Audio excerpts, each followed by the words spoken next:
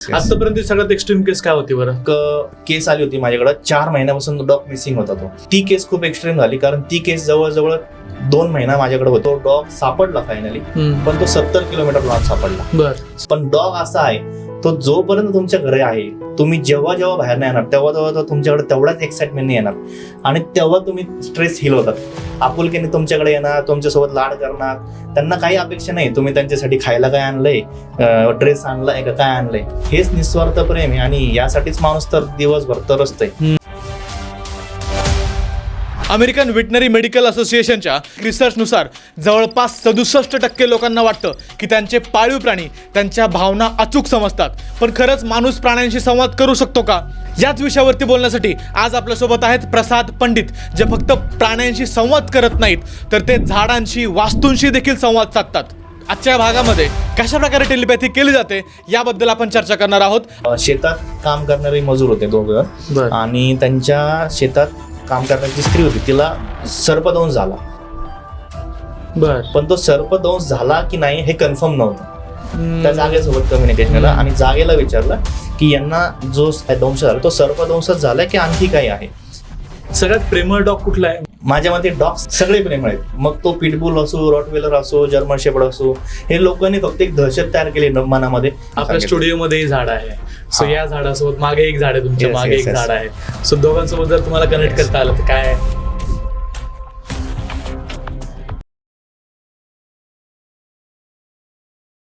प्रसाद दादा नमस्कार. स्वागत आहे तुझं बोल मराठी युट्यूब पॉडकास्ट मध्ये. मला सगळ्यात पहिल्यांदा तुझ्याकडून समजून घ्यायचं आहे की टेलिपॅथी म्हणजे नेमकं काय आणि का लोक करतात, का ते करावं? ओके, बघा, टेलिपॅथिक म्हणजे टेली म्हणजे दूर आणि पॅथिक म्हणजे भावना, म्हणजे दूरवरच्या भावना त्यांचा संचार, त्याला आपण टेलिपॅथिक म्हणतो. आणि टेलिपॅथिक मध्ये काय होतं, तुम्ही जिथं कुठं असाल तिथून कोणत्याही शहरातल्या, कोणत्याही कंट्रीमधल्या किंवा कुठलच्याही इव्हन अस्तित्वात नसलेल्या देखील एनर्जीशी कनेक्ट करून त्यांच्याशी संवाद साधू शकता. म्हणून टेलिपॅथिक आपण करत असतो. मग तू जे टेलिपॅथिक करतोस ते कोणासोबत कनेक्ट करतोस, कोणाकोणासोबत तू कनेक्ट करू शकतोस? मी ॲनिमल्स म्हणजे प्राणी, वनस्पती आणि जागा या तिन्ही गोष्टींसोबत मी कनेक्ट करतो आणि त्यांच्याशी संवाद साधतो. ॲनिमल्स मध्ये मग कुठले कुठले ॲनिमल्स? प्राण्यांमध्ये सगळे ॲनिमल्स, निसर्गातले सगळे घटक आपण त्यांच्याशी संवाद साधू शकतो. वनस्पती, झाडं आणि प्राणी. या प्राण्यांमध्ये पण पक्षी असतील, जलचर प्राणी, जमिनीवरचे प्राणी, सगळ्या प्रकारचे प्राणी आपण त्यांच्याशी संवाद साधू शकतो. बर. सो मला तू सांगशील की आतापर्यंत किती प्राण्यांसोबत तू संवाद साधला असेल? आणि यस, तसं आकडा एक्झॅक्ट सांगता येणार नाही, पण खूप प्राण्यांशी आणि खूप वनस्पतींशी संवाद साधलाय. त्यामध्ये जास्तीत जास्त श्वान म्हणजे कुत्रा आणि मांजर यांच्याशी आपण जास्त संवाद साधत असतो, कारण तशा केसेस जास्त येतात. बर. म्हणजे तुझ्याकडे कस्टमर्स, तुझ्याकडे क्लायंट्स लोक येतात, अप्रोच करतात की त्यांच्या प्राण्यांसोबत संवाद साध. काय प्रॉब्लेम त्यांचे असतात, का ते संवाद साधायला लावतात? अनेक प्रॉब्लेम असतात. काहींना फक्त एक एक्साइटमेंट असते की आमच्या घरातलं भूभू छान आहे का, आमच्याकडे तो सुरक्षित आहे का, किंवा त्याला काही हवंय का आमच्याकडनं, या गोष्टी जाणून घ्यायच्या असतात. किंवा कधी कधी अचानक स्वभावात बदल झालाय त्यांच्या, त्यासाठी तो का झालाय हे विचारण्यासाठी येतात. किंवा कधी कधी काही शारीरिक प्रॉब्लेम असतात, काही हेल्थ इश्यू क्रिएट झालेले असतात सडनली, तर त्यासाठी येतात. आणि सगळ्यात जास्त केसेस प्राणी हरवल्यानंतर, म्हणजे मिसिंग केसेस मध्ये अशा भरपूर केसेस येतात. मग त्यावेळेस आपण त्यांच्याशी संवाद साधून त्यांना मदत करतो. तू कसं संवाद साधतोस त्यांच्यासोबत? येस, आपण प्राण्यांशी टेलिपॅथिक द्वारे संवाद साधतो. जसं मी तुम्हाला सांगितलं की मी जरी घरी असलो तरी शहरातल्या कोणत्याही भागातून एखादी प्राणी आला माझ्याकडे किंवा त्याची केस आली तरी आपण त्याच्याशी फोटोच्या माध्यमातून संवाद साधतो. मग काही सायन्स आहे, म्हणजे काय स्ट्रॅटेजी काय असते, कशा प्रकारे तू स्टार्ट करतोस, किती वेळ त्याला लागतो संवाद करायला? यामध्ये सायन्स आहेच, त्याचबरोबर थोडंसं काही टेक्निक्स आहेत त्या आपण वापरत असतो. आणि खूप टाइम लागत नाही. जे नवीन असतात लोक, जे नवीन करतात या फील्डमध्ये, त्यांना थोडासा टाइम लागू शकतो. पण एकदा तुम्ही रुळले याच्यामध्ये की तुम्हाला हार्डली 10 ते 15 मिनिटं खूप झाले एका पेट सोबत किंवा एका वनस्पती सोबत कनेक्ट करून त्यांच्याशी संवाद साधायचा. तू किती वर्षांपासून करतोय? मी हे 5 वर्षापासून करतो. 5 वर्षापासून करतोय. सो आतापर्यंत असा काही एक्सपिरियन्स तू सांगू शकशील की एखाद्या प्राण्याला हेल्प केलेली आहे, एखाद्या फॅमिलीला हेल्प केली आहे? येस, असे खूप आहेत, खूप केसेस आलेले आहेत. आणि प्रत्येक केसेसमध्ये आपण त्यासाठीच आलेले असतात, हेल्प करण्यासाठीच आलेले असतात. तर असे खूप केसेस आहेत.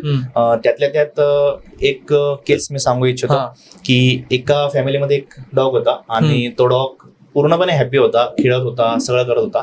पण काही दिवसापासून त्यांनी खाणं पिणं सोडलं, अस्वस्थ राहायचा, अचानक अस्वस्थ वाटायचं त्यांना.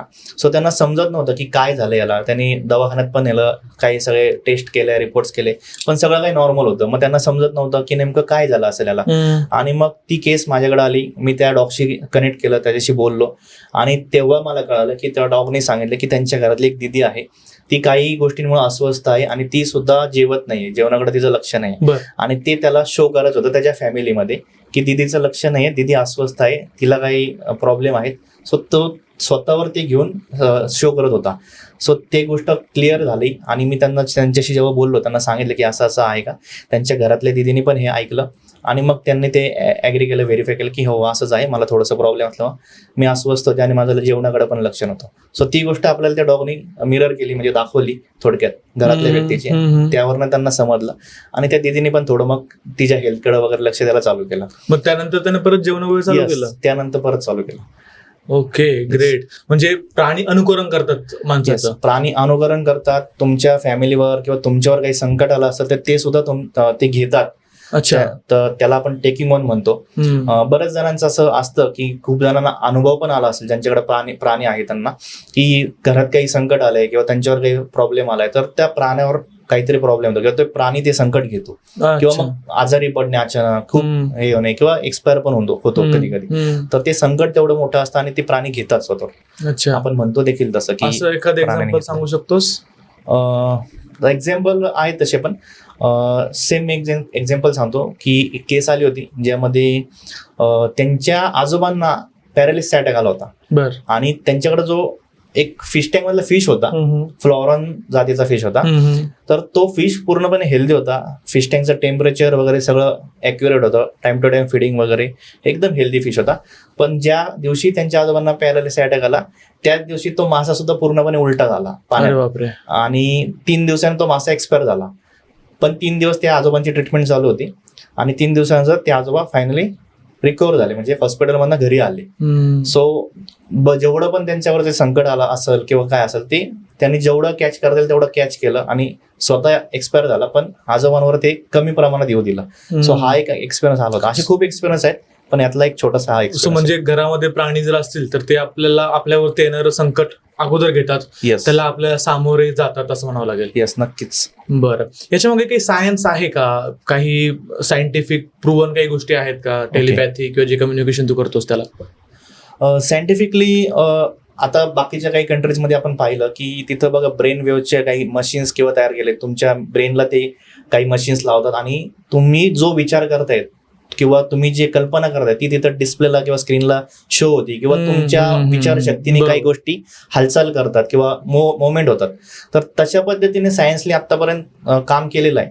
पण एक्झॅक्ट टेलिपॅथिकने जो आपण संवाद साधतोय तो अजूनपर्यंत कॅच झालेला नाही किंवा तो व्हॅलिडेशन आपण अजून तरी करू शकत नाही. पण याचा सायन्सशी थोडाफार तरी रिलेशन आहे. याची हिस्ट्री काय आहे? म्हणजे याच्या अगोदर जर आपण आपला इतिहास पाहिला तर इतिहासामध्ये किंवा अश्मयुगामध्ये किंवा त्याच्या अगोदरही असं काही संदर्भ आहेत की तिथे लोक करायचे टेलिपॅथी वगैरे?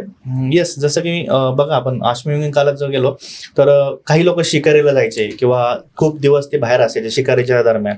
तर त्यांच्या कळपामध्ये म्हणजे त्यांच्या एरियामध्ये जे बाकीचे लोक असायचे, स्त्रिया असतील, मुलं असतील, तर त्यांना तिथं बसून समजायचं की आपले जे गेलेले लोक आहेत ते किती दिवसात परत येणार आहेत, शिकार आणणार आहेत की नाही आणणार. कारण हे पूर्णपणे त्यावेळेस तर काही कनेक्शन मोबाईल नव्हते किंवा काय नव्हतं, पण त्यांच्या जागेवर बसून त्यांना समजायचं की हा उद्याच्याला आपले सगळे लोक येणार आहेत रिटर्न शिकार घेऊन. कारण त्यांचं एक ठरलेलं पिरियड असायचं आणि ठरलेल्या गोष्टी असायचं. सो त्यानुसार त्यांना ते टेलिपॅथी, त्याला आपण टेलिपॅथीच म्हणू शकतो इनडायरेक्टली. ती ठरवून गेलेली नाही, आपण इथं आता ठरवून करतोय, पण तिथं ती नॅचरली इनडायरेक्टली होती. बरं, म्हणजे तेव्हा त्या काळात देखील याचा युज केलेला आहे आणि आता मला असं वाटतं अजून चांगल्या प्रकारे आपण त्याला शिकतोय, समजतोय. परंतु मला एक प्रश्न पडतोय, प्राण्यांतर काही भाषा नसतंय, त्यांना आपले शब्द कळत नाहीत, त्यांना म्हणजे काही प्राण्यांचं ऐकायला येत नाही. तर मग आपण कशा प्रकारे त्यांच्यासोबत टेलिपॅथी करतो? तू कशा प्रकारे त्यांच्यासोबत कनेक्ट करतोस? जसं की आता आपण एकमेकांशी संवाद साधतोय किंवा बोलतोय, किंवा मला जरी तुम्हाला बोलायचं असेल तर मी पटकन कॉल लावून भाषेत बोलू शकतो. पण प्राण्यांना कोणती भाषा नसती किंवा त्यांना लिहिता वाचता देखील येत नाही, मग ते संवाद कसे साधतात? तर ते आपले 5 इंद्रिय आणि जे 6 सेन्स आहे, ज्याला आपण गट्स फिलिंग म्हणतो, त्यामार्फत ते आपल्याशी संवाद साधतात. उदाहरणार्थ, मी एखाद्या बुबूशी कनेक्ट केलंय आणि त्याला विचारलंय तुझं आवडतं खाद्य कोणतं आहे, त्याला समजा दूध आवडतंय, तर तो मला दूध असं सांगणार नाही, तर माझ्या व्हिज्युअल, माझ्या डोळ्यासमोर दुधाचं चित्र येईल, दुधाची वाटी येईल, किंवा मला दुधाचा गंध येईल, दुधाची चव येईल, किंवा माझ्या गट स्पिन म्हणजे 6 सेन्स मध्ये दूध हा शब्द येईल, किंवा मला कानात दूध ऐकू येईल. त्यामुळे त्यावरनं मला समजतं की याला काय आवडतंय किंवा काय नकोय, तर त्यावरनं आपल्याला त्याच्याशी कम्युनिकेशन करतं किंवा तशा पद्धतीने आपण संवाद साधतो. थोडक्यात 5 इंद्रिय आणि 6 सेन्स यामार्फत आपण संवाद साधतो. बरं, याच्यामध्ये एक ग्राउंडिंग एक शब्द मी ज्यावेळेस रिसर्च करत होतो त्यावेळेस मला ग्राउंडिंग थोडंसं ऐकायला मिळणं, थोडंसं वाचण्यामध्ये आलं. तर ग्राउंडिंग म्हणजे नेमकं काय आणि ते किती महत्वाचं आहे? ओके, टेलिपॅथिक कम्युनिकेशन मध्ये ग्राउंडिंग खूप महत्वाचं आहे. थोडक्यात मी म्हणू शकतो एक चार्जिंग पॉईंट आहे तो ग्राउंडिंग. म्हणजे तुम्ही जेवढं ग्राउंडिंग करणार तेवढं तुमचं कम्युनिकेशन छान होणार, तुम्हाला मिळालेली उत्तरं स्पष्ट मिळणार आहे ग्राउंडिंगमुळे. सो ग्राउंडिंग मध्ये खूप प्रकार आहेत. मी स्वतः जेव्हा काही क्लासेस वगैरे घेतो होता, शिकवतो मी, 4-5 टेक्निक्स असतात ग्राउंड मध्ये, पण त्यातल्या त्यात एक छोटी टेक्निक मी सांगतो. आपण नॉर्मली दैनंदिन जीवन जगत असताना गवतावरनं चालणे किंवा एखादं झाड लावणे, या ज्या गोष्टी करतो, निसर्गाच्या सानिध्यात ज्या पण गोष्टी करतो ना, तिथं ऑटोमॅटिकली आपलं ग्राउंडिंग होत असतं. ग्राउंडिंग म्हणजे काय? आपले 5 इंद्रिय निसर्गाच्या सोबत आणणे, निसर्गाशी कनेक्ट करणे, याला एक ग्राउंडिंग म्हणतो आपण. आणि त्या गोष्टी फील करणे निसर्गातल्या, तर ते एक ग्राउंडिंगची पद्धत आहे किंवा प्रकार आहे. म्हणजे याच्यावरती चालल्यावरती, जमिनीवर चालणे, गवतावर चालणे, चालताना त्याचा स्पर्श फील करणे किंवा जमिनीचा तो थंडावा फील करणे, किंवा ते करत असताना तुम्हाला काय गोष्टी दिसतात त्या फील करणे, असे अनेक प्रकार आहेत त्याच्यामध्ये. ते ग्राउंडिंग कसे करायचे काय, पण हा एक छोटासा प्रकार आहे, तो इनडायरेक्टली आपल्याकडे ग्राउंडिंग होत असतं. जसं की बाकीचे जे प्राणी पक्षी पाहिले आपण, त्यांच्या पायात चपला नसतात किंवा काय नसतात, ते कंटिन्यू निसर्गाच्या सानिध्यात असतात. सो त्यांना पण तिथं कम्युनिकेशनची गरज नाही, म्हणजे त्यांचं ऑटोमॅटिकली इनडायरेक्टली ग्राउंडिंग कंटिन्यू होत असतं आणि त्यामुळे ते एकमेकांशी संवाद पण साधू शकतात टेलिपॅथिकली. सो त्यामुळे त्यांना ते इझी जातं. सो ग्राउंडिंगचा अर्थ डायरेक्टली जमिनीसोबत आहे.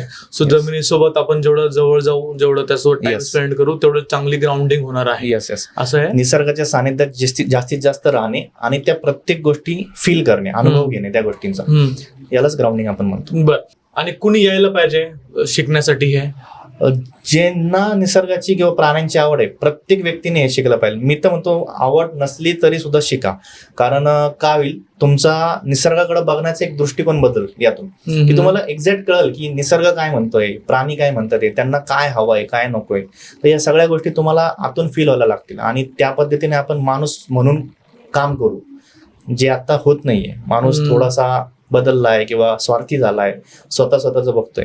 सो जेव्हा तुम्ही टेलिपॅथिक कम्युनिकेशन करताय आणि शिकताय ना, तर तुम्हाला ती भावना समजेल त्यांची, त्या झाडाला काय म्हणायचंय, त्या रस्त्यावरच्या कुत्र्याला काय म्हणायचंय, त्याच्या भावना काय, त्याला फिलिंग काय, या तुम्हाला जेव्हा फील होतील ना, तेव्हा तुम्ही त्याच्याकडे त्या दृष्टीने बघणार आहे आणि त्यासाठी काम करणार आहे. सो टेलिपॅथिक सगळ्यांनीच शिकायला पाहिजे, प्रत्येक व्यक्तीने शिकायला पाहिजे.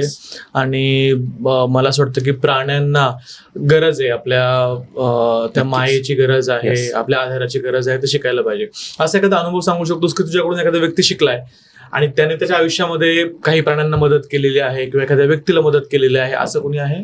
असे खूप जण आहेत. मी आता जवळजवळ जेवढे पण स्टुडंट झालेत माझे, बरेच जण खूप प्रोफेशनल म्हणून पण वर्क करतात यामध्ये, आणि प्रत्येकाचे वेगवेगळे काही एक्सपिरियन्स असतात, अनुभव असतात, आणि बरेच जण त्यासाठीच शिकतात. माझ्याकडे जेवढे पण शिकायला आहेत, एकतर एनजीओ वाले किंवा पेट्स लवर वाले किंवा एनजीओ वाले खूप असतील ना, तर असेच लोक आहेत ज्यांना प्राण्यांसाठी काहीतरी करायची इच्छा असते किंवा प्राण्यांचं समजून घ्यायचं असतं असे. त्याच्यामुळे प्रत्येक जण त्याच भावनेने येतो आणि त्याच भावनेने तो करत असतो काम. तसे खूप जण आहेत. ओके, सो एखादा एक्झाम्पल सांगू शकतोस की त्याने स्वतःसाठी काही केलंय किंवा प्राण्यासाठी काही केलंय?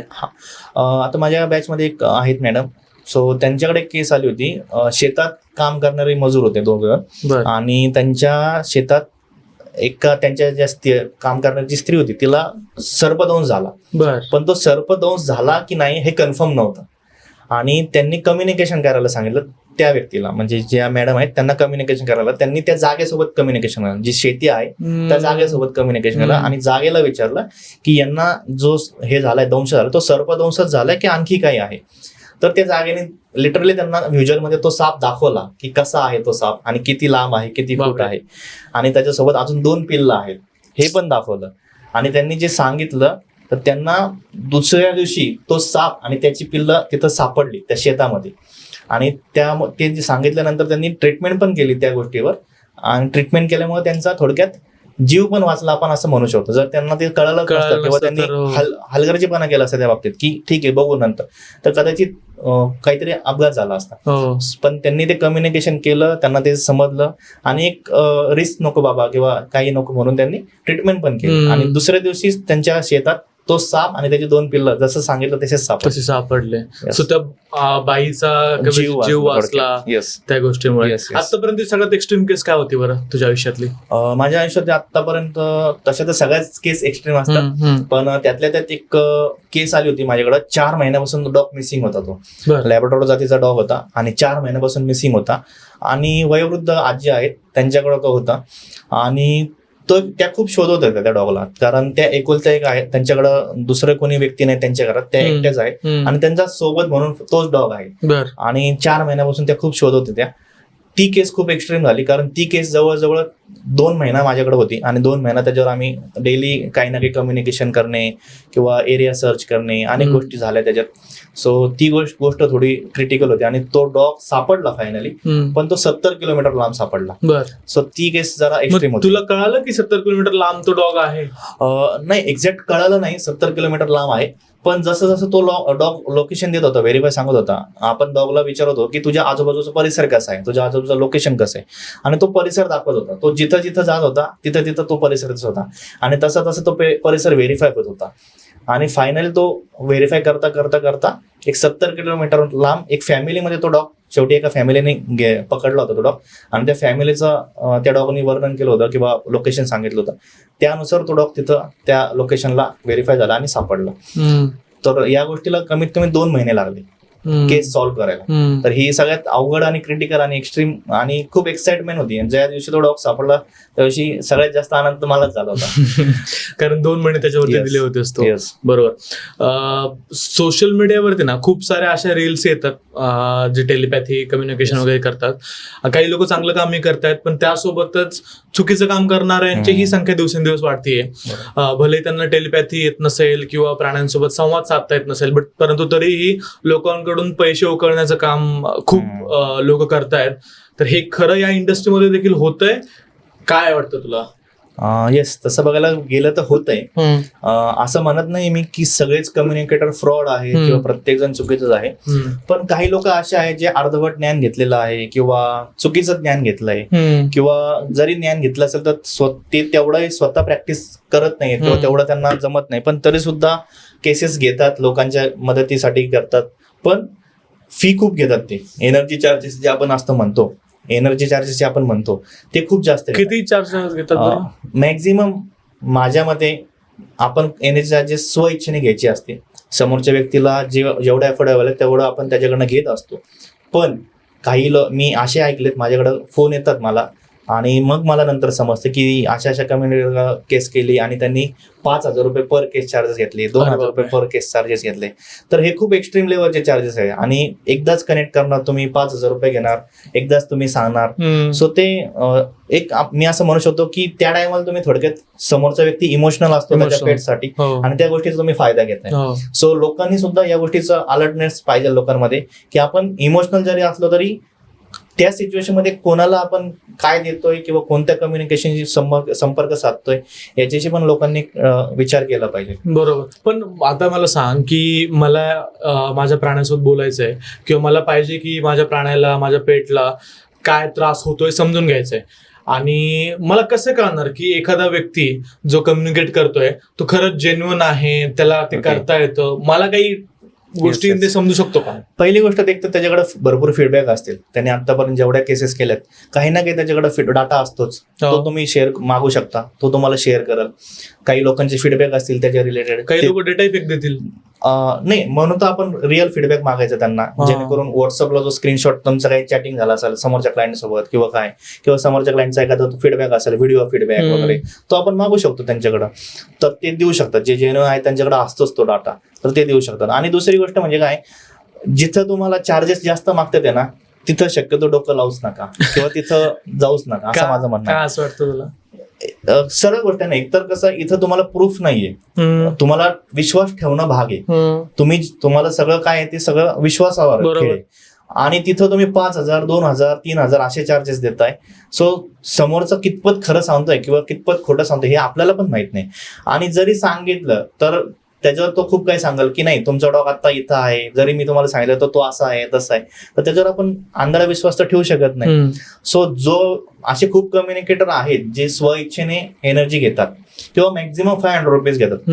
₹500 स्व इच्छेने द्यायला काहीच प्रॉब्लेम नाही आपल्याला. पण 5,000 रुपये, 2,000 रुपये, 3,000 रुपये देऊन तुम्ही एकच टाइम तो समोरचा व्यक्ती कन्व्हर्सेशन करणार तुमच्या पेट सोबत आणि त्याच्यावर तुम्ही बिलीव्ह ठेवणार, तर ते काहीतरी चुकीचं आहे, मला ते असं वाटतं. तर तिथं लोकांनी तिथं आपण काही ट्रिक करू शकतो का, की समजा अशी एखादी गोष्ट त्याला अगोदर विचारायची की जी खरी आहे, मग आपण व्हेरीफाय करू शकतो त्या व्यक्ती सोबतच की तो खरंच कम्युनिकेट करतोय प्रॉपर?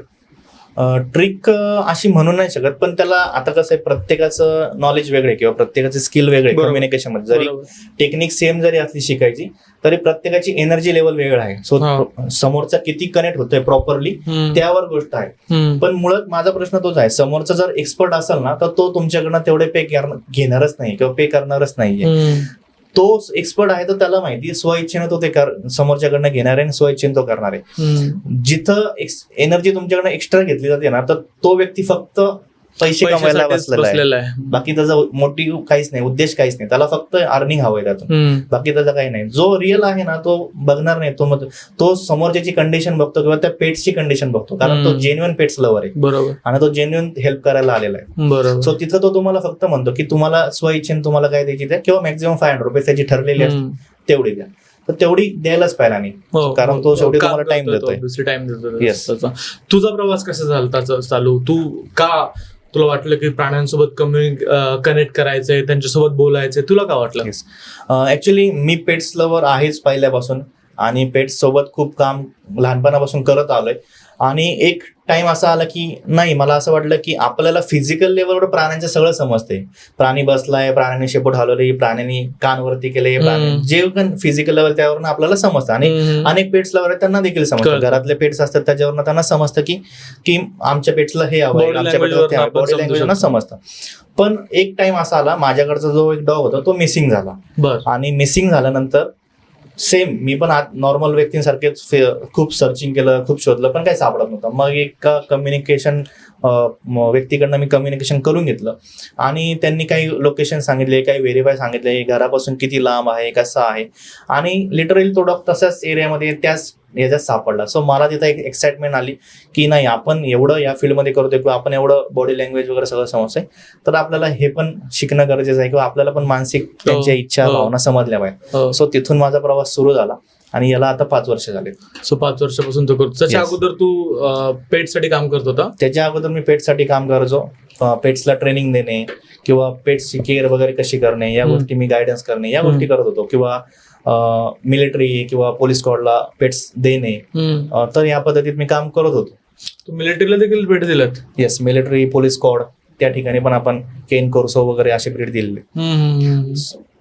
तू तिथला काही एक्सपिरियन्स सांगू शकतोस, अनुभव प्राण्यांसोबतचा?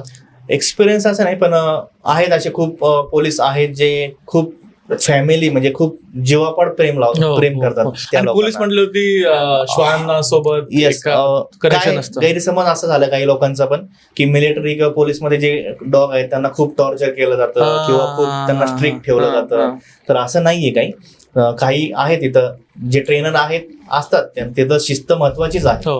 पण त्या बदल्यात त्या डॉगला तेवढं सवलती सुद्धा भेटतात किंवा त्याला एक इझी लाईफ आपण म्हणतो किंवा एक रिच लाईफ म्हणतो, ते सुद्धा त्यांना तसं भेटतं. म्हणजे त्यांचं डाएट असो, त्यांचं मेडिसिन असो किंवा त्यांचं राहणीमान म्हणजे माणसांना भेटत नाही त्याच्यापेक्षा जास्त. बरोबर. असं एखादं आठवलं तुला श्वान? आहेत, खूप आहेत. आपले पुणे पोलीस स्क्वॉडला पण दिले होते मी, केन कोर्स वगैरे दिलेले. सो त्यांच्याकडे आता पण आहेत ते स्कॉन. सो छान आहे ते स्कॉन एकदम. म्हणजे त्यांच्या तब्येती जर पाहिलं ना तर आपल्याला असा प्रश्न पडतो की काय खाऊ घालत अशा तब्येती. महागडे पण खूप असतात का? खूप महाग. डिपेंड असतात, क्वालिटी कशी आहे, ब्रीड कोणती आहे त्यावर डिपेंड असतात. पेट्स कसे आहेत काय त्यानुसार असतात. बरोबर. सो मला थोडंसं याच्याबद्दल समजून घ्यायचं आहे तुझ्याकडनं की जे फ्रॉड केसेस वगैरे होतात तर त्याच्यामध्ये लोकांना तर काही समजणार नाही की तो व्यक्ती जोपर्यंत अनुभव येणार नाही तोपर्यंत समजणार नाही. बरोबर. सो मग तू काय सल्ला देशील आज ऑडियन्सला की त्यांनी कशा प्रकारे एखादा व्यक्ती निवडावा, त्याच्याकडून सल्ला घ्यायचा की नाही घ्यायचा, पैसे देण्याच्या अगोदर त्याची फसवणूक होणार नाही यासाठी काय सल्ला देशील? जसं की मी आधी पण सांगितलं, एक तर त्याचे फीडबॅक बघा. त्याचे फीडबॅक जरी नसले ठीक आहे, नो प्रॉब्लेम, पण त्याला तो समोरचा किती चार्जेस पे करतोय, तुम्हाला एनर्जी चार्जेस किती पे करतोय. जसं मी सांगितलं, जो पैसे कमवणारा आहे तो पैशासाठीच बसलेला आहे, त्याच्यामुळे तो हटणार नाही. तो म्हणा नाही द्यायचे तर द्या, नाही तर नका करू, 2,000च द्या, 5,000च द्या. सो तिथं ड्रॉप करा, जास्त तिथं डोकं लावूच नका. असे खूप कम्युनिकेटर आहेत जे तुम्हाला स्व इच्छेने एनर्जी चार्जेस घेऊन तुमची हेल्प करायला तयार आहे. त्यांना मे बी आनंद होत असेल ज्यावेळेस एखाद्या प्राण्यासोबत 100%. मी स्वतः जेव्हा कम्युनिकेशन करतो, आणि माझं पण तसंच आहे, मी समोरच्याला फोर्स करत नाही की तुम्ही मला एवढंच द्या. माझी ठरलेली फी आहे 500 रुपीज. पण एखादं कोण म्हटलं एनजीओ वाला असेल किंवा एखाद्याची कंडिशन तेवढी नसते, मला सांगतात पण समोरचा पण आपल्याला कधी कधी हेल्प मागतोय, कासावीस झालाय, माझा पेट सारवलाय, तर आपण करतो, नो डाऊट. पण तो पेट सापडल्यानंतर तो जो आनंद आहे त्याचा आणि त्याचे जे ब्लेसिंग आहेत ते खूप इम्पॉर्टंट आहे माझ्यासाठी तरी, आणि त्या उद्देशाने आपण काम करतो. इव्हन आपण त्याचा फीडबॅक पण घेतो, मग तो फीडबॅक पण आपल्यासाठी खूप इम्पॉर्टंट आहे, कारण तिथं तुमचं एक काहीतरी असं डेव्हलप झालेलं आहे तिथं, रिअल फीडबॅक आपल्याला तिथं भेटलेलं. बरोबर. मला तुझं थोडंसं हे समजून घ्यायचंय, ज्यावेळेस तू पहिल्यांदा प्राण्यांसोबत कनेक्ट केला असेल किंवा तुझे मित्रपरिवार आहे, घरच्यांना सांगितलं असेल की तू प्राण्यांसोबत बोलतोस, तू त्यांच्यासोबत कनेक्ट करतोस, त्यांची फिलिंग काय होती, त्यांचा भाव काय होता? ओके, आता अजून सुद्धा खूप जणांना विश्वास बसत नाही की मी प्राण्यांशी बोलतो. मला पण तुझं आपलं जेव्हा फर्स्ट टाइम बोलणं झालं ना, आणि तू म्हटलं की प्राण्यांसोबत कनेक्ट करतोस, मी म्हटलं अरे असं कसं काय माणूस एखादा प्राण्यासोबत कनेक्ट करू शकतो. अजून सुद्धा खूप प्रश्न, आणि घरचेच नाही किंवा मी फ्रेंड्सच नाही, खूप इव्हन काही अननोन कॉल पण येतात ना, त्यांचा पहिला प्रश्न असतो तुम्ही खरंच बोलता का किंवा कसं बोलता. हे कुतूहल असतंच प्रत्येकाला, पण जेव्हा आपण ते एक्सपिरियन्स देतो त्यांना किंवा ते शिकतात त्यावेळेस त्यांना समजतं अच्छा हे रिअल आहे आणि ही टेक्निक आहे. सो हे पॉसिबल आहे सगळ्यांना. सो तू म्हणतोस ही टेक्निक आहे? येस, कुणी शिकू शकतं, कोणी शिकू शकतं. फक्त तुम्हाला निसर्गाविषयी, प्राण्यांविषयी आवड पाहिजे. नाहीतर एखादा हेटर असेल, त्याला काहीच आवड नाही प्राण्यांची पण निसर्गाची पण, सो त्याला ते पटणार नाही काही गोष्टी त्यातल्या. जसं की काही गोष्टी आहेत प्राण्यांना म्हणजे ग्राउंडिंग करणे किंवा प्राण्यांशी कम्युनिकेशन करताना प्राण्याने आपल्याला हे सांगितलंय ते सांगितलंय, तर ते त्याच्या बुद्धीला पटणारच नाही, कारण तो ऑलरेडी अग्रेसिव्ह आहे किंवा नकारात्मक विचारात आहे, तो ते ऍक्सेप्टच करू शकत नाही की नाही, त्याचा एक ठाम शिक्काच बसलेला असेल तो. त्याच्यामुळे निसर्ग प्रेमी, प्राणीप्रेमी जर असतील तर तुम्ही आरामात शिकू शकता. इव्हन असे पण माझ्याकडे स्टुडंट आहेत जे प्राण्याला हात लावायला घाबरतात, अरे बापरे, पण त्यांना आवड आहे निसर्गाची, प्राण्यांची, पण ते शिकलेत आणि ते खूप छान पद्धतीने कम्युनिकेशन सुद्धा करतात. आत्ताच्या माझ्या एका बॅचमध्ये एका मॅडम आहेत, त्यांनी मला आत्ता सांगितलं की मी त्या घाबरतात प्राण्याला हात लावायला, त्यांच्याकडे आता पण एक पण प्राणी नाही, पण त्यांना आवड आहे, एक इंटरेस्ट आहे, भीती असते मनामध्ये कशाच तरी. आणि त्यांनी आता एक केस केली तर त्यांना त्या प्राण्याचा स्पर्श फील झाला, तर त्यांनी सांगितलं मी फर्स्ट टाइम तो स्पर्श फील केलाय सर, ज्या मांजराला कम्युनिकेशन त्याचा touch me first time feel केलाय, विदाऊट म्हणजे फिजिकल नव्हता, मानसिक याच्यात त्यांनी फर्स्ट टाइम टच केलाय. सो असे पण काही अनुभव येतात लोकांना. मे बी काय असतं ना, काही लोकांच्या मनामध्ये भीती असते. लहानपणामध्ये एखादा मे बी श्वान जो आहे तो अंगावरती आलेला आहे, त्यांच्या मनामध्ये भीती राहिलेली असते की अरे हा पण असंच करेल, किंवा मग ते त्या भीतीला घेऊनच ते मोठे होतात. एक्झॅक्ट. माझा एक मित्र आहे की तो म्हणजे असं लांब जरी एखादा दिसला ना रस्त्यावरती श्वान, तर जातच नाही, त्या रस्त्याने जातच नाही, भले तो 2 किलोमीटर लांबून फिरून जाईल, पण तिकडनं जाणार नाही. बरोबर. ती भीती मे बी त्यांच्या मनामध्ये ती बसलेली, लहानपणापासून भीती बसलेली असते. बरोबर. सो मला आता अजून एका मुद्द्याकडे यायचंय. तू लोकांना ट्रेन देखील करतोस, तू लोकांना सांगतोस की कशा प्रकारे कम्युनिकेट करायचं, कशा प्रकारे बोलायचं, तर तो किस्सा काय आहे, तू हे का तुला करावं असं वाटलं? माझी ऍक्च्युली मी आधी पण आहे ना फक्त केसेस घेत होतो पर्सनल लेवलवर, पण जसं मी तुम्हाला सांगितलं की खूप अशा लोकांचे अनुभव ऐकले मी, किंवा असे फोन येतात मला की आम्ही 5,000 रुपये पे केले, आम्ही 2,000 रुपये पे केले, आम्हाला एकदाच त्यांनी सांगितलं जे काय आहे ते, त्याच्यानंतर त्यांनी परत फोन नाही केला, ब्लॉकेज केलं, किंवा आम्ही जिथं शिकलो तिथं आम्हाला एवढ्याच दिवस शिकवलं किंवा एवढंच शिकवलं, मग आम्हाला ते प्रॉपर समजलं नाही, असे खूप सो फोन ऑलरेडी मार्केटमध्ये असे कोर्सेस आहेत जिथं प्राण्यांसोबत बोलणं शिकवतात. येस हो आहेत, खूप ऑफलाईन कोर्सेस आहेत, खूप कोर्सेस आहेत. हा. पण तेच तिथं विषय असा आहे की ते 4 दिवस 5 दिवस 6 दिवस शिकवणार, तुम्हाला 10 दिवस शिकवणार, पण त्यानंतर त्यांचा आणि तुमचा संबंध येत नाही काहीच. तुम्हाला काय कसं करायचंय, तुम्हाला प्रॅक्टिकल म्हणून काय करायचंय, असाइनमेंट कसे करायचे, त्याच्यात काय अडथळे आले तर ते तुम्ही कोणाला विचारणार. हो. तुम्ही ज्यांच्याकडनं शिकले त्यांनाच विचार, पण बरोबर आहे. तेच जर तुमच्या संपर्कात नाही तर मग नाही उपयोग काय विचारू शिकून? शकत. हो. सो असे पण लोक केलेत आणि लोकांनी कोर्सेस केलेले असे, पण नंतर मग जमत नाहीये, अडथळे येतात, ते प्रॉब्लेम, मग कोणाला विचारणार. हम्म. मग त्यांनी माझे कोर्सची जाहिरात बघितली, मग त्यांनी मला विचारलं, मला कॉल केली. सो मग तिथं मला असं क्लिक झालं की नाही, आपल्याला कोर्सेस घेणं इम्पॉर्टंट आहे. आणि यात खास करून मराठी लोक मी बघितले की हम्म. मराठी लोकांना ना खूप इच्छा तर खूप आहे, इंटरेस्ट खूप आहे, पण प्रॉपर प्लॅटफॉर्म भेटत नाही त्यांना, बरोबर. किंवा जेन्युअन पर्सन भेटत नाही. हम्म. आणि मग मी विचार केला की नाही, आपण करू शकतो मराठी लोकांसाठी काम, आणि प्रॉपर वेने आपण त्यांना प्रॉपर गायडन्स देऊ शकतो. हम्म. सो माझ्याकडे जो कोण मी कोर्स चालू घेतो किंवा करतो, तर तिथं एकदा कोर्सला तुम्ही ऍडमिशन घेतलं तर तुम्ही माझे एक फॅमिली मेंबर झाला, हो. आणि लाईफ टाईम तुम्ही माझ्यासोबत कनेक्ट असता. मग ते फॉलोअप ग्रुप असो किंवा मग पर्सनल लेवलवर असो, या पद्धतीने आपण प्रत्येकाला गायडन्स करतो. आतापर्यंत किती मुलांना लोकांना शिकवलंय? आतापर्यंत आता आपले 100 स्टुडंट झालेत आतापर्यंत. मी 1 वर्षापासून स्टार्ट केले क्लासेस घेणं, कोर्सेस घेणं. सो 1 वर्षात आपले 100 काय स्टुडंट. फीडबॅक आहे लोकांचा? अप्रतिम फीडबॅक आहे. तुम्ही माझं इंस्टाग्राम पेज पाहू शकता, पेजवर प्रत्येक स्टुडंटचे क्लायंटचे फीडबॅक मी आहेत. तुझं इंस्टाग्राम पेज पाहूनच तुला बोलवलंय की Yes. एवढे चांगले चांगले फीडबॅक आहेत Yes. आणि एवढ्या लोकांना तू मदत केलेली आहे. सो डेफिनेटली म्हटलं की ही स्टोरी तर महाराष्ट्रासमोर आलीच पाहिजे. येस येस नक्कीच. बरोबर. सो असा काही एक्सपिरियन्स वगैरे सांगू शकतोस एखाद्या स्टुडंटचा की ज्याने तुझ्याकडून शिकलाय आणि आता तो खूप खुश आहे? आणि या खूप गोष्टी- आहेत, खूप स्टुडंट आहेत. आणि मी जसं मागाशी पण सांगितलं की खूप स्टुडंट शिकलेत आणि प्रोफेशनल लेवलवर काम देखील करतात, आणि त्यांना पण खूप छान छान एक्सपिरियन्स पण येतात. ते असे खूप एक्सपिरियन्स येतात माझ्याकडे, सर आम्हाला हा एक्सपिरियन्स आला, आम्हाला तो एक्सपिरियन्स आला, असे भरपूर येतात. त्यातल्या मगाशी मी जसं सांगितलं की सापाचं तो उदाहरण होता. हो. त्यानंतर मिसिंग केसच्या बाबतीत एक काही स्टुडंटनी मिसिंग केस हो. शोधून दिलं, म्हणजे डॉग हरवलेले हो. शोधून दिले. हो. तर असे भरपूर आहेत तसे बघायला गेलं तर. बरोबर. ठीक आहे. मला एक सांग की तू आता म्हटलंस की प्रोफेशनल लेवलवरती देखील ते काम करतात. Okay. तर मी जर याला प्रोफेशन म्हणून जर पाहिलं, याच्यातून जर मी म्हटलं की मला याच्यामध्ये ऍज अ प्रोफेशन करिअर करायचं आहे स्वतःचं, काय काय ऑपॉर्च्युनिटीज आहेत, हे मार्केट किती मोठं आहे? मार्केट खूप मोठं आहे. पेट्स लवर तुम्ही आता बघाल, प्रत्येक घरात काही ना काही पेट्स आहेत, आणि पेट्स लवर तिथे खूप झालेले आहेत. तो आणि प्रत्येकाला नीड आहे की त्याचा पेट्स काय म्हणतोय, किंवा आणि त्याच्या सोशल pets ची मीडियावरती इच्छा काय ट्रेंड आहे. पण चालू आहे, ते खूप trend कुत्र्यांसोबत चालू फोटो टाकणं, Yes, मांजरीसोबत yes, फोटो yes. टाकणं. खूप चालू आहे. प्रोफेशनल लेवलवर जर तुम्ही पाहायला गेले नाही तर तुम्हाला प्रोफेशनल लेवलवर पर्सनलीच काम करावं लागतं, सोशल मीडिया मार्फत किंवा आजूबाजूच्या लोकांना सांगून. आणि एकदा तुम्ही टेलिपॅथिक कम्युनिकेटर आहात असं समजलं तुमच्या आजूबाजूच्या लोकांना, ज्यांच्याकडे पेट्स आहेत, त्यांनी तुम्हाला केसेस दिल्या, तुम्ही त्यांच्याशी संवाद साधला, त्यांचा फीडबॅक छान आला, तर ते ऑटोमॅटिक माउथ पब्लिसिटी होऊन तुमच्याकडे ऑटोमॅटिक अननोन लोकांचे फोन यायला चालू होतात, आणि तुम्ही त्यांच्या केसेस चालू करता. मग या पद्धतीनेच तुम्ही प्रोफेशनल लेवलवर काम करू शकता. पण मी जसं सांगितलं तसं प्रोफेशनल जर काम करत असले, मी माझ्या प्रत्येक स्टुडंटला वॉर्निंग दिलेली किंवा सांगतो की 500 पेक्षा जास्त चार्ज करायचे नाही कोणीच. तुम्ही 500 घ्या किंवा त्याच्या खाली घ्या, पण आणि असं पण नाही की चार्जेस घ्यायचे नाही, चार्जेस घ्यायचेच आहे, कारण ही एनर्जी आहे, एनर्जी एक्सचेंज हवीच आहे आपल्याला.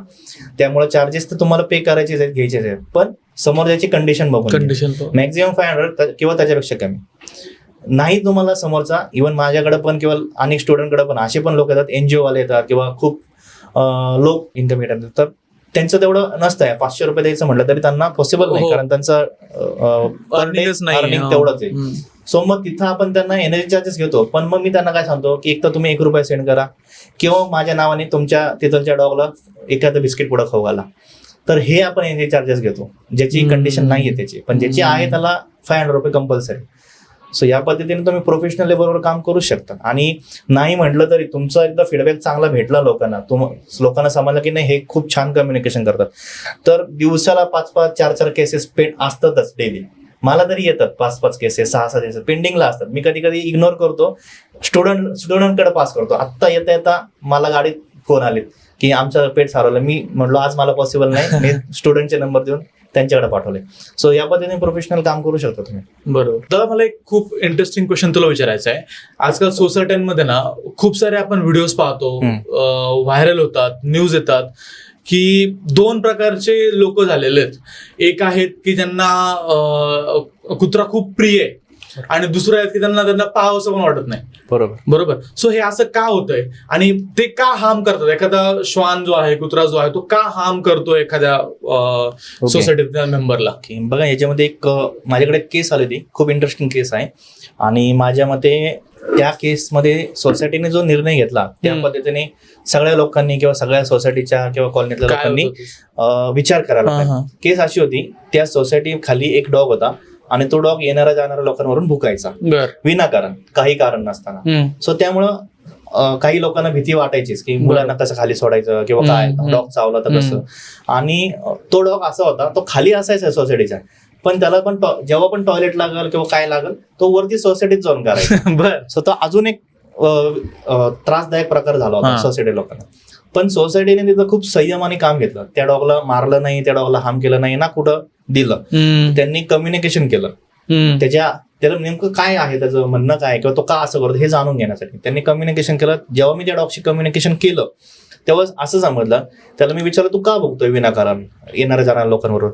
तर त्यांनी सांगितलं की मी लहानपणापासून इथंच वाढलेलं आहे, जेव्हा ही सोसायटी नव्हती तेव्हा पण मी इथंच होतो आणि आता पण इथंच आहे. त्याच्यामुळे हा एरिया माझा आहे, हे घर माझं आहे आणि या घरात मला दुसरं कोणी इंटरफेअर करायला नकोय माझ्याशिवाय, आणि मला इथून कोणी दुसरीकडे कोणी नेऊ नये यासाठी मी कायम असं शो करते की मी इथं बॉस आहे आणि मला इथं कोणी हात लावायची हिंमत करू शकत नाही. त्यासाठी मी विनाकारण मुद्दामून दबदबा ठेवण्याचं काम करत असते भुकून, जेणेकरून मला कोण जवळ येणार नाही, मला कोण हार्म करणार नाही.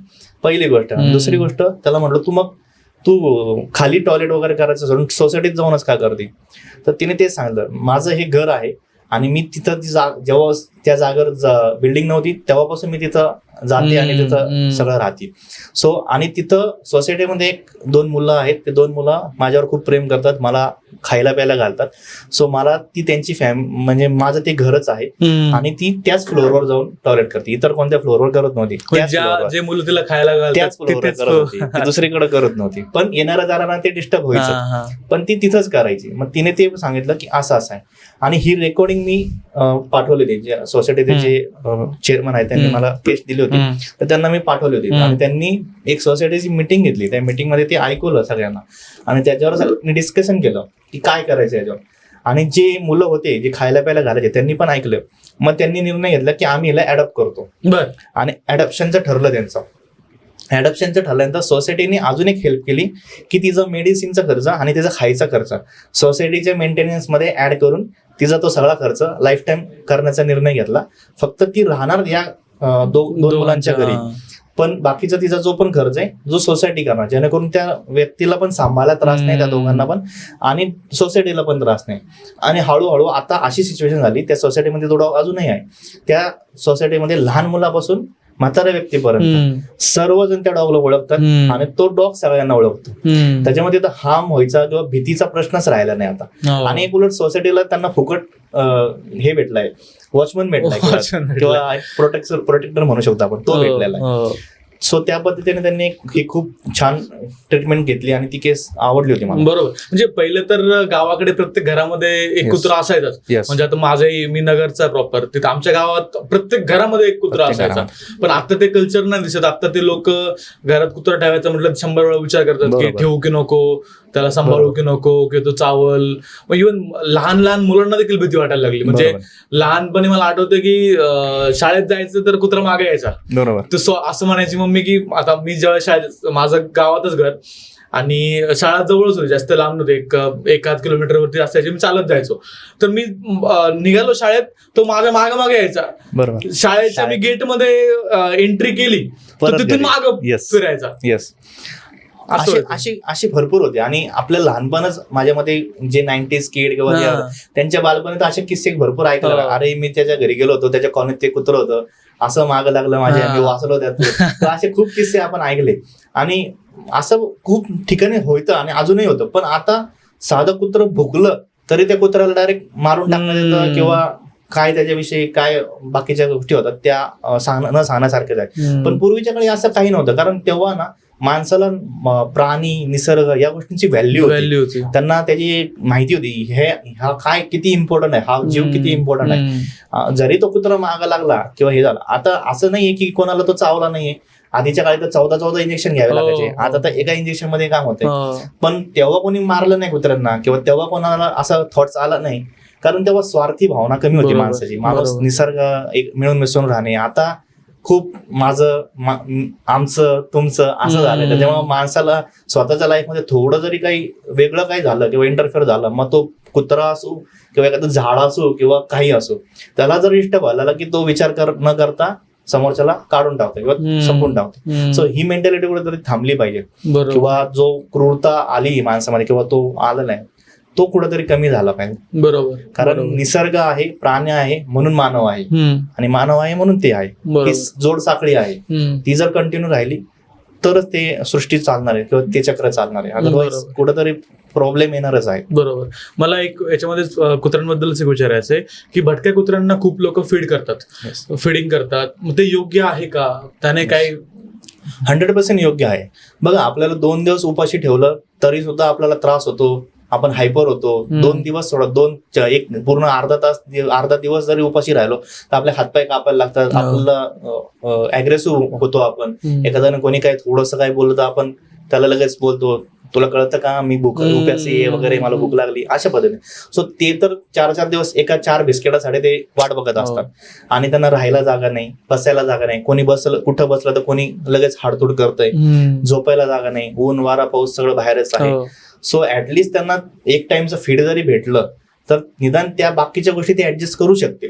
पण त्यांना खायला पण नाही आणि काहीच नाही म्हटल्यानंतर तो डॉग कुठेतरी ट्रॉमामध्ये येणार, आणि तो कुठेतरी अग्रेसिव्ह होणार किंवा थोडंसं मेंटली डिप्रेशन किंवा या गोष्टीवर त्याला होणारच आहे. शेवटी तो जीव आहे, त्याला सुद्धा शारीरिक काही गोष्टी आहेत त्या भेटल्या नाही तर तो मेंटली डिस्टर्ब होणारच आहे आणि तो हार्म करणारच आहे लोक. बरोबर. सो फिडिंग इम्पॉर्टंटच आहे. फिडिंग प्रत्येक सोसायटीत प्रत्येक ठिकाणी एक वेगळा स्पॉट तयार करून त्या स्पॉटला तुम्ही फिडिंग हे स्पॉट बनवून ठेवला आणि तिथं फिडरला फिडर करायला हवं तर काहीच अडचण नाही. परंतु वाद याच्यामध्ये हा असतो, ज्यांना त्या कुत्र्याबद्दल भीती वाटते, की ज्यांच्या मनामध्ये त्याबद्दल थोडंसं आहे की हा मला चावतो, भुकतो, तर त्यांचं असं म्हणणं असतं की हा माझ्यावरती भुकतोय आणि आपली सोसायटीच त्यांना खाऊ घालतीये. बरोबर. सो ती भीती त्यांच्या मनामध्ये असते. हो, यासाठी मी तेच सांगितलं की जसं आपल्या शाळेमध्ये अनेक गोष्टी शिकवतात आपल्याला, गणित असेल, इंग्लिश असेल, हिंदी असेल, किंवा नागरिक शास्त्र म्हणा, समाजात कसं राहायचं काय सगळं शिकवतात.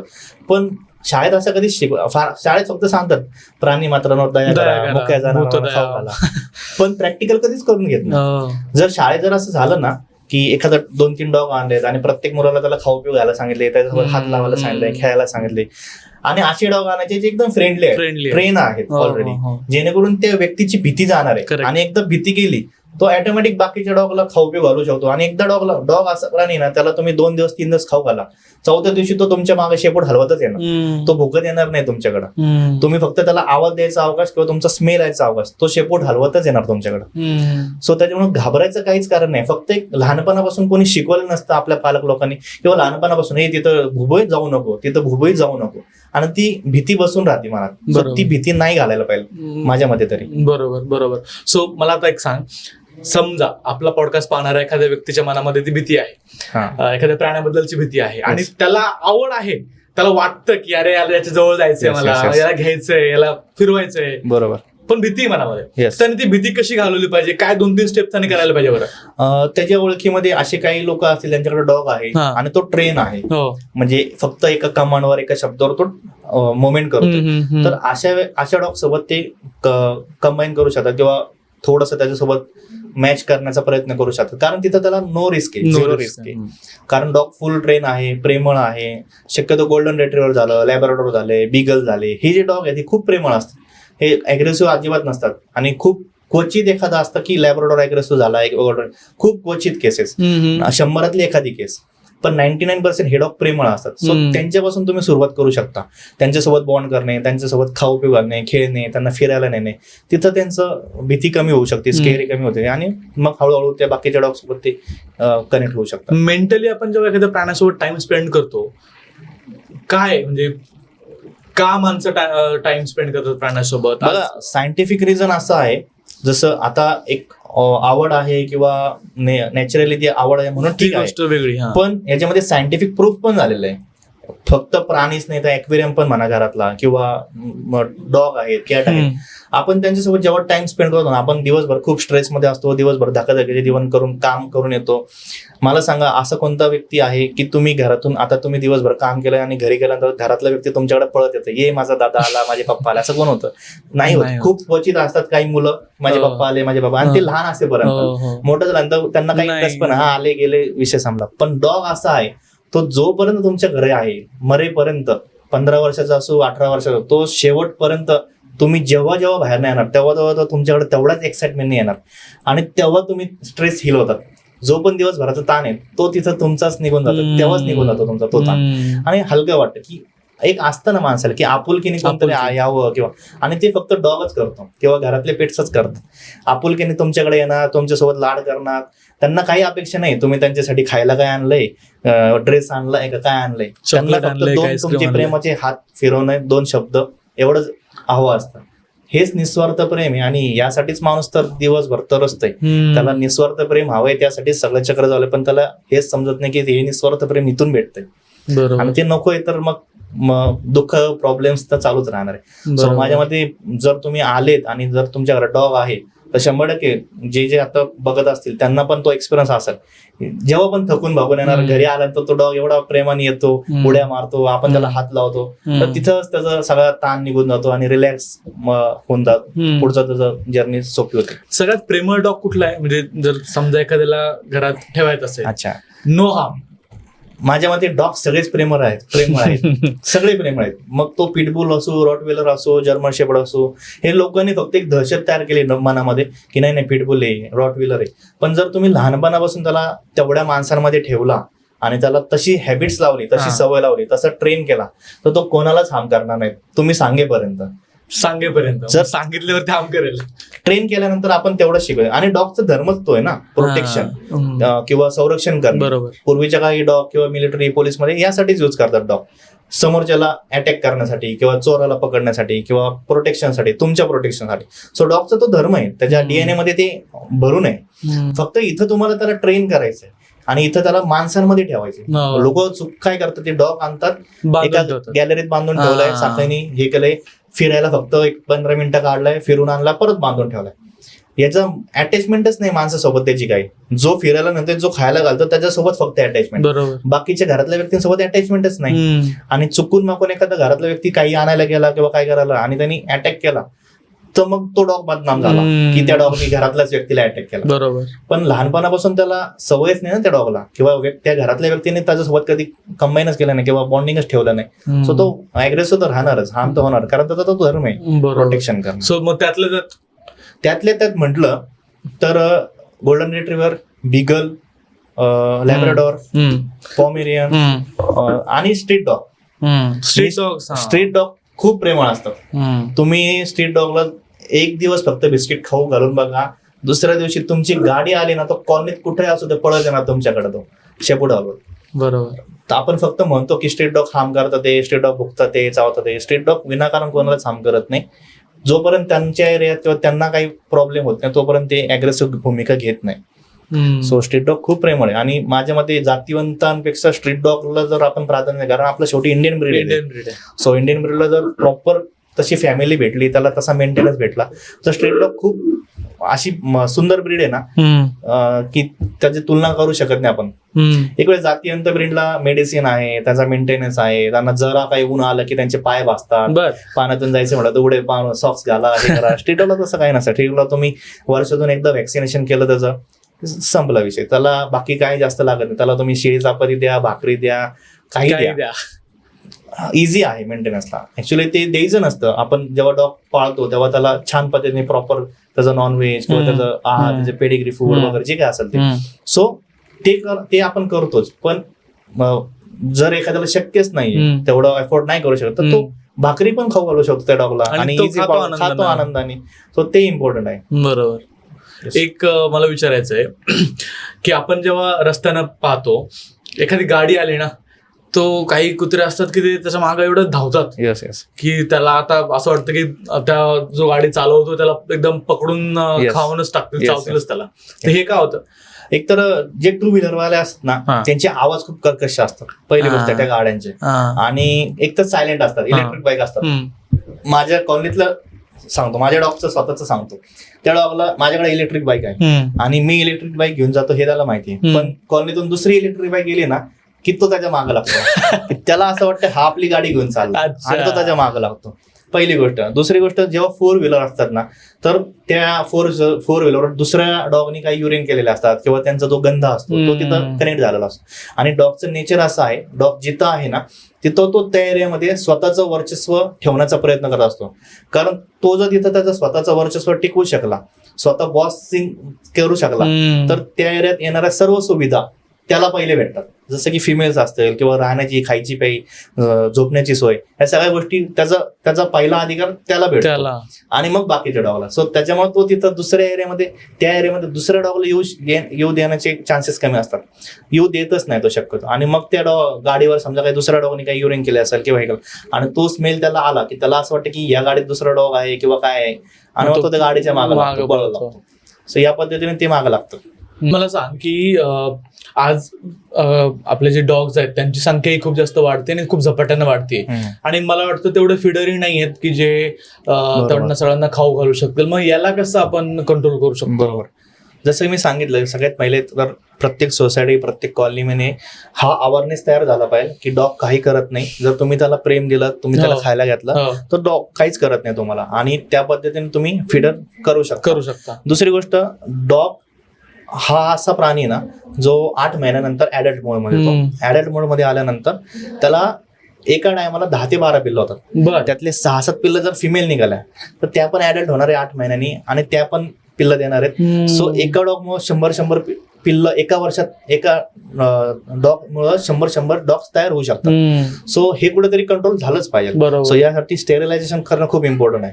मग स्टेरिलायझेशन आता कसं आहे, खूप NGO वाले किंवा खूप फिडर पर्सनल लेवलवर करतात किंवा पर्सनली त्या डॉगला जाऊन स्टेरिलायझेशन करून घेणे, जेणेकरून त्यांचा पुढं पाय जास्त वाढू नये किंवा.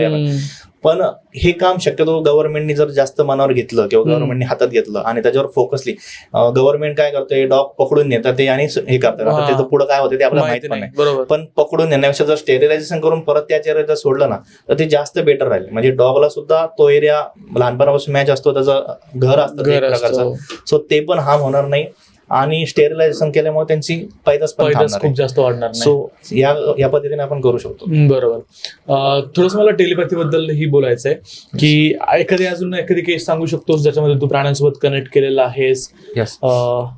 टेलिपॅथीमध्ये बघा, आपण कार्मिक रिलेशन्स किंवा कार्मिक गोष्टी पण म्हणतो असतात. असं आता त्या प्राण्यामध्ये पण असतात. कार्मिक म्हणजे एखाद्याला आपण म्हणतो ना कर्मा रिटर्न, किंवा एखादी गोष्ट आपण केली ती आपल्याला परत रिटर्न भेटणार आहे किंवा काहीतरी कार्मिक रिलेशन होतं तुमचं.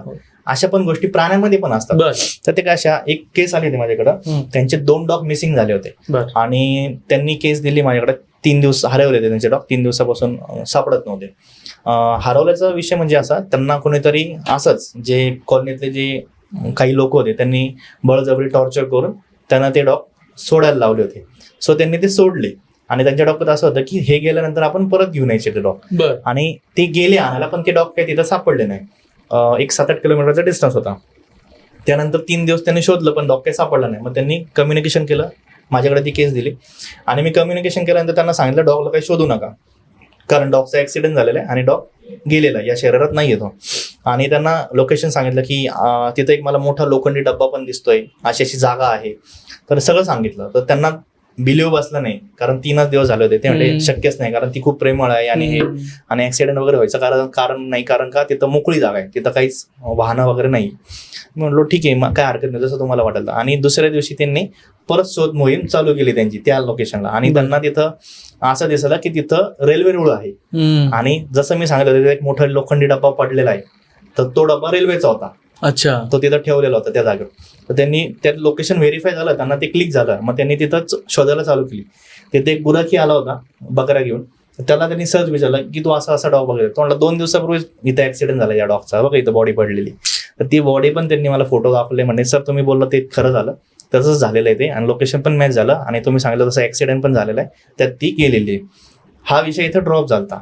त्यानंतर काही दिवसांनी त्या डॉगने मला कनेक्ट केलं, आणि त्या डॉगने मला सांगितलं की मी त्यांच्याकडे परत जाणार आहे आणि कबूतर बनून जाणार आहे. ठीक आहे, आता मी त्यांना हा निरोप दिला की ठीक आहे, ते कबूतर बनवणार आहे, 3 महिन्यानंतर तुमच्याकडे ती येणार आहे कबूतर म्हणून. ठीक आहे, 3 महिन्यानंतर मी विसरून पण गेलो. 3 महिन्यानंतर त्यांचा फोन आला मला, सर माझ्याकडे आज सकाळी एक मुलगा कबुतराचा पिल्लू घेऊन आलाय, आणि तुम्ही जसं सांगितलं की तो कबूतर म्हणून येणार म्हटलं होतं, आणि आज बरोबर 3 महिने झालेत, आणि आज तो कबूतर म्हणून माझ्याकडे कबूतर आलेले. सो तिथं ते व्हेरीफाय झालं की तोच सोल आहे, तो कबूतर म्हणून आलाय. पण आता इथं इंटरेस्टिंग टॉपिक असा झाला, मी जसं तुम्हाला बोललो की कर्म असतात प्रत्येक गोष्टीचे, प्राण्यांमध्ये पण कर्म असतात. आता त्यांनी मला त्यावेळेस सांगितलं की त्यांच्याकडं एक मांजर आली होती, आणि तो जो डॉग होता, जो गेलेला होता, तो त्यांच्याकडे त्यावेळेस होता, आणि त्या डॉगने त्या मांजरीला मारलं. ठीक आहे, आता विषय असा झाला, त्यांच्याकडं एक मांजर सेम तशीच दिसणारी मांजर आत्ता आली काही महिन्यांपूर्वी, आणि ती मांजर त्यांच्याकडे आता आहे, आणि कबूतर बनून तो डॉग आला. आता त्या मांजरीने त्या कबुतराला मारलं एकच दिवसाने. सो इथं हे करणं फिटलं, आणि मग आम्हाला ते क्लिक झालं की अच्छा, ती मांजर परत आली, ती मांजर बनवूनच. आणि हा डॉग कबुतराने जन्म का घेतला कबुतराचा, कारण त्याला ते पूर्ण करायची होती ती साखळी, ते जे मारलेलं होतं ते त्याला रिव्हेंज पूर्ण करायचा होता, आणि म्हणून तो कबूतर बनवून आला एक दिवसासाठी. त्या मांजरीने त्या कबुतराला मारलं, तिथं ते त्यांचं फिटलं, किंवा त्यांचं ते काय असेल ते सॉल्व्ह झालं. सो या पद्धतीने सुद्धा काही इंटरेस्टिंग केसेस असतात, आणि तिथं आपल्याला कळतं की अरे असं पण असतं किंवा असं पण होतं. सो या पद्धतीने. बरोबर. झाडांबद्दलचा काही झाडांबद्दल एक केस आली माझ्याकडे. आता कोर्सला ऍडमिशन घ्यायचं म्हटल्यानंतर काही लोक मुद्दाम क्रॉस व्हेरिफिकेशन पण करतात, आणि एक अशाच मॅडमनी मला क्रॉस व्हेरिफिकेशनसाठी एक केस दिली. मला म्हणे, मला तुम्ही पहिले माझ्याकडे एक झाड आहे त्याच्याशी बोला, मला सांगा, मला छान वाटलं किंवा ओके खरं वाटलं तर मी ऍडमिशन घेणार तुमच्या कोर्सला. ठीक आहे म्हटलं. आणि त्यांच्याकडे एक झाड होतं, स्नेक प्लांट होतं त्यांच्याकडे, आणि त्याचा फोटो वगैरे टाकला, मी कनेक्ट केलो, आणि त्यांना मी सांगितलं, म्हटलं तुमच्या झाडाला फक्त भांडी दिसतात आहे म्हटलं किचन मधली, तुमच्या झाडाला दुसरं काहीच दिसत नाही, आणि त्याची इच्छा आहे, तो मला सांगतो की मला फक्त भांडीच दिसतात, मला दुसरं काही दिसतच नाही. तर त्यांना सांग माझी जागा आलो. तर ते हसायला लागलं त्यावर.